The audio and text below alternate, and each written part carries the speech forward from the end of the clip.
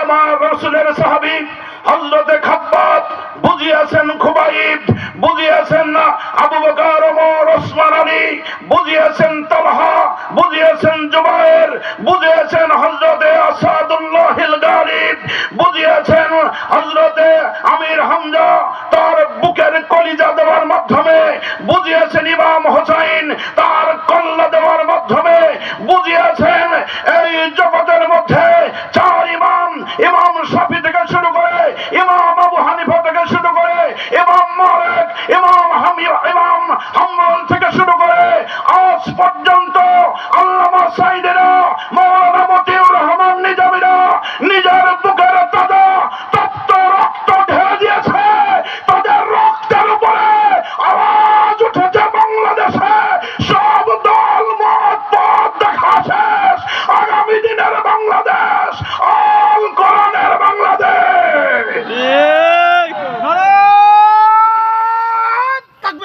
আল্লাহু আকবার, আল্লাহু আকবার। এই মিশন কেউ থামাতে পারে নাই। আজ পর্যন্ত, কিয়ামত পর্যন্ত এই কাফেলাকে কেউ থামাতে পারবে না। কথা বলেন ঠিক কিনা? কারোর বাপের তাদুক নয়। এই পৃথিবীতে আল্লাহ প্রদত্ত, রাসূল সাল্লাল্লাহু আলাইহি ওয়াসাল্লাম প্রদর্শিত এই বিধানকে প্রতিষ্ঠিত করতেছে। যদি নামাজ ভিত্তিক সমাজ ব্যবস্থা কায়েম করতে গিয়ে, যদি যাকাত ভিত্তিক অর্থ ব্যবস্থা প্রতিষ্ঠিত করতে গিয়ে, যদি আল্লাহর গোলাম হওয়ার জন্য, জাহান্নাম থেকে নিজেদেরকে মুক্ত করবার জন্য আজ যদি আমাদেরকে যদি জীবন দিতে হয়, প্রস্তুত আছেন কারা কারা? হাত উঁচু করে আল্লাহকে দেখিয়ে দেয়।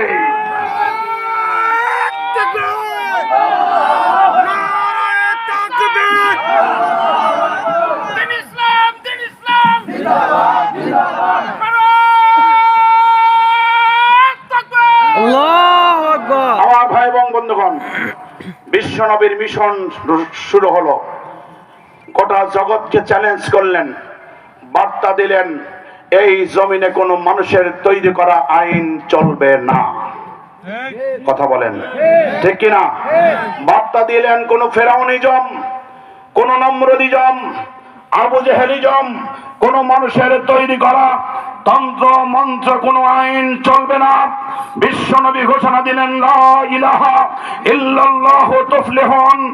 আজ থেকে মানুষের তৈরি করা তন্ত্র মন্ত্র মতবাদ, সমস্ত মতবাদকে দলিত মথিত করে ডাস্টবিনে নিক্ষেপ করে একমাত্র আল্লাহর আইন চলবে। আর কোন মানুষের তাবেদারি কোন আইন চলবে না। ঘোষণা দিয়ে নবী দাওয়াতি কাজ শুরু করলেন। শুরু হলো তার উপর নিপীড়ন, নির্যাতন, জুলুম। তারপরে চললো তাকে জেলে কারাবরণ করতে হলো। একটু সাথীয়ার মানুষেরা বলেন তো, একটা সেকেন্ডের জন্য কি আল্লাহর নবীকে তার পথ থেকে কেউ দূরে সরাইতে পেরেছে? কেউ পেরেছে? আমার ভাইরা, কেউ পারে নাই। বিশ্ব নবীর জীবন শুরু হলো। মক্কায় মার খেলেন, কাবার সামনে নবী মার খেলেন, মার খেলেন। কাবার সামনে বিশ্ব নবীকে চাদর দিয়ে এরকম টেনে আবু জেহেল জিহ্বাটা বের হয়ে গিয়েছে, জিহ্বা বের হয়ে যাচ্ছে। নবী অচেতন হয়ে পড়ে গেছেন কাবার সামনে। আপনি ভালো করে বুঝুন, প্রত্যেক জামানার নবীদেরকে, ওই জামানার কমপক্ষে 40 জন যুবকের শক্তি ওই নবীকে আল্লাহ দিয়েছে। কিন্তু বাংলাদেশের জেলখানায় অত সমস্যা নাই। সকালবেলা একটা রুটি আর হলো কুশুলা গুড়, একটু মোটা সোটা রুটি দেয়, একটু মোটা সোটা রুটি আর এই গুড় দিয়া। আমরা তো জেলখানায় পরে, যখন জেলখানার শ্বশুর বাড়ি হয়ে গেল, হ্যাঁ, বের হলেই ধরে নেয়। আমরা চিন্তা করলাম যে এটাই শ্বশুর বাড়ি, কোনো সমস্যা নাই, আনবো তো ভালো। একেবারে খাঁটি, মানে একটু লাল লাল, কিন্তু খাইতে প্রথম দিকে একটু তিতে তিতা লাগে। এরপরে আমরা গুড়টা এরকম করে দিতাম, দিয়ে এরকম করে জড়ায় নিতাম। এটাকে যেন কি বলে, রোল। গুড় দিয়ে একটা রোল বানায়া সব করে খাইতাম। কোন ডঙ্কা। সকাল দুপুর বেলা যে ভাত দিত, ভাতের চালটা একটু মোটা, একটু গন্ধ গন্ধ। এরপরে হচ্ছিল ওই চালটা একটু একটা সবজি দিত, ওটাও একটু প্রথম দিকে গন্ধ গন্ধ, 2-1 মাস খাইলে ওইটাই ভালো লাগে। এরপরে রাতের বেলায় ডাল দিয়ে ভাত, রাতের না সন্ধ্যার মধ্যেই খাবার রেডি, মাগরিবের আগেই খাবার শেষ। বস, কেউ যদি জেলখানায় বসগিরি করতে চায়, আমরা বস ছিলাম আর কি, কারণ যারা বস তারা তো সব জায়গায় বস। কি কন আপনারা? একদম পুরা টানসান, ওই sir sir sir sir sir, কি দরকার, কারারক্ষীরা দৌড়ে আসতো আর কি। হ্যাঁ, আলহামদুলিল্লাহ, আমি এটা কোনো ক্রেডিট নেওয়ার জন্য, কোনো গল্পবাজের জন্য বলি নাই, আমি বলছি এটা ছিল বাংলাদেশের জেলখানা। আর বিশ্ব নবীর জেলখানায় কোনো খাবার ঢুকতে দেওয়া হয় না। বিশ্ব নবীর জেলখানায় খাবার ঢুকবে, আর এরকম ব্যারিকেড দেওয়া হতো। ব্যারিকেড শুধু নয়, আবু জেহেল, আবুল হাব, উতবা, সাইবা, মুগিরা, এই কাফেরের বাচ্চা, কাফেরের আন্ডা বাচ্চারা ওখান থেকে চড়া মূল্যে খাবার কিনে নিয়ে চলে যেত, ওখানে ঢুকতে দেওয়া হতো না। প্রথম বছর বিশ্ব নবীকে বলা হলো, নবী কি খাবো আমরা? বললো 2-1টা উট আর বকরি টকরি যা আনছে ওগুলো খাবো। এরপরে বললেন ওই 1 টুকরা 2 টুকরা করে একটু পানি পনি খাইতেন। দ্বিতীয় বছর এখন কি খাবে? বললো যে 2-1টা বকরি যা ছিল সব তো শেষ, এখন আমরা কি খাবো? বিশ্ব নবী বললেন, ওই যে উট দুম্বর যে চামড়া গুলো আছে, গরম পানিতে ভিজাইয়া 1 টুকরা করে মুখে দিয়া পানি খায় একা জীবন ধারণ করো। তাও তো সুবহানাল্লাহ মুসলমানরা সবাই কইতে পারলো না। তৃতীয় বছর গিয়া বিশ্ব নবীকে বলছেন, নবী ওটাও তো শেষ, এখন খাবো কি? বললো ওই যে দেখো গাছের পাতা, ওই যে কাঁটাযুক্ত বাকল, ওই বাকল গুলো তুলে তুলে পাতাগুলো নিয়ে নিয়ে চিবিয়ে চিবিয়ে কে জীবন ধারণ করো। এক সাহাবী হাদিস বর্ণনা করতে গিয়ে কেঁদে ফেললেন, সোজা কেঁদে ফেললেন যে এমন কঠিন এমন কঠিন এমন কঠিন দৃশ্য আমরা দেখেছি। আমাদের আম্মা জান খাদিজাতুল কুবরা গোটা মক্কা নগরীর সেরা ধনী, ঠিক কিনা?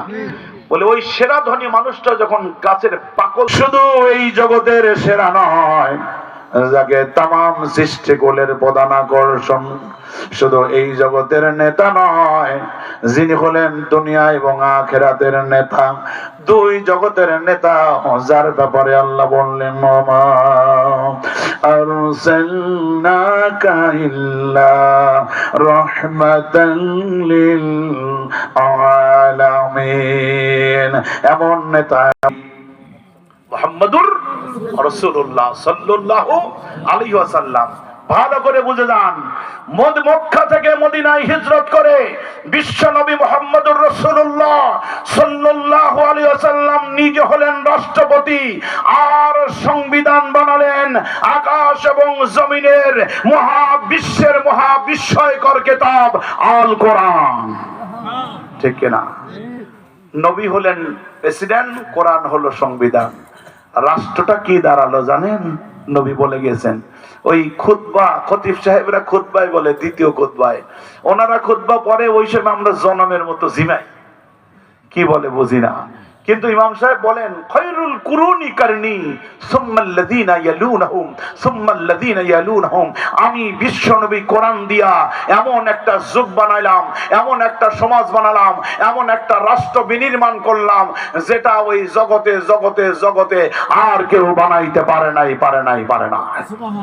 সুবহানাল্লাহ, সুবহানাল্লাহ।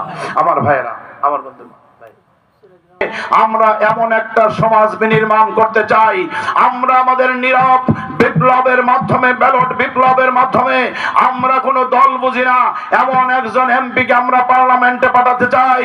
ওই পার্লামেন্টে দাঁড়িয়ে বলবে, মাননীয় স্পিকার, বাংলাদেশে নামাজ ভিত্তিক সমাজ ব্যবস্থা কায়েম করা হোক, কোরআনের আইন প্রতিষ্ঠিত করা হোক।